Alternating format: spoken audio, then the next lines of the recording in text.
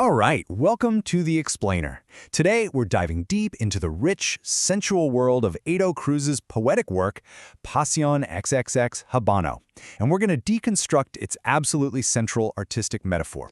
So right from the prologue, the work just lays it all out on the table. This isn't about smoking, not really. It's a profound look at sensuality, where the Cuban cigar, this classic icon of masculine culture, gets completely reimagined as a powerful symbol for passion, desire, and the feminine form itself. So let's really get into this. How does an entire book manage to build itself around this one single, powerful comparison? A cigar and a woman? Let's break it down. At its heart, the book is a tribute. It's about reframing this universal thing, desire, through the super-specific, culturally rich lens of Cuba's most famous tradition, the Habano, a hand-rolled Cuban cigar. And in doing that, the whole ritual of smoking becomes almost an act of worship.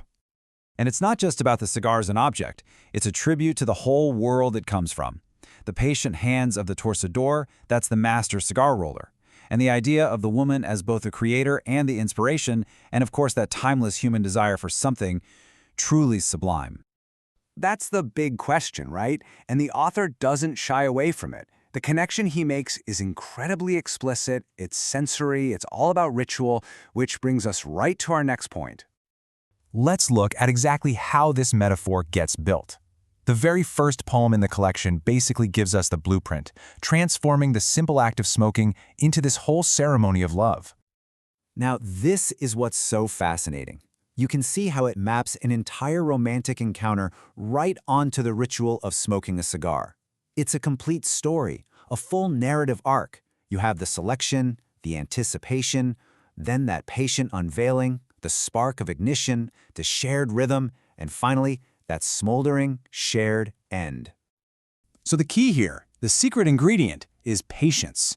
It's about being present. It's this deliberate, unhurried pace that really locks in the connection between the two acts. Every single part of the ritual, from just feeling the cigar's texture to savoring the smoke, is given a direct, intimate parallel in the act of love. But it doesn't stop there. Oh no.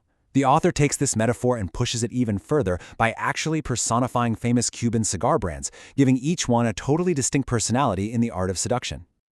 And this is just brilliant because it makes the whole idea so much more complex. It's not just one kind of love affair anymore. Now, different brands represent different kinds of lovers, different ways of approaching passion.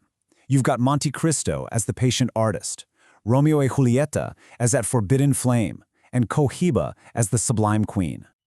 So with Monte Cristo, we get the patient, deliberate lover. This is not a rushed encounter. It is a slow burn, where every single action is like a promise of what's still to come, just building that desire with intention. And here you see this amazing contrast. The metaphor completely shifts gears. We go from the slow art of patience with Monte Cristo to the all-consuming, timeless fire that is Romeo y Julieta. I mean, with a name like Romeo y Julieta, what else could it be? The passion here is framed as something unstoppable. It's an eternal connection that goes way beyond a single moment. It just burns and burns.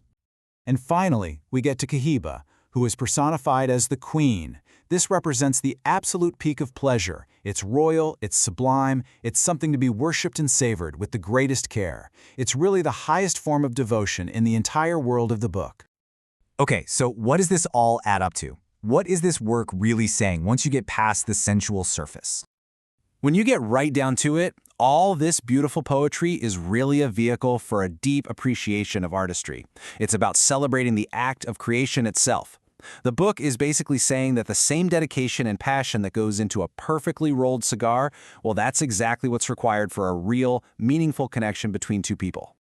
It just elevates the whole process. It suggests that the care, the artistry, the passion that makes a world-class cigar is the very same stuff you need for a deep connection. It creates this amazing link between something earthly, a tobacco leaf, and something sublime, human desire. And this, right here, is the ultimate takeaway. The experience doesn't matter if it's smoking a fine cigar or making love. It becomes more than just its physical parts. It turns into a complete sensory journey, a ritual that speaks to both the body and the soul. In the end, Pasión XXX Habano kind of leaves us with this final thought.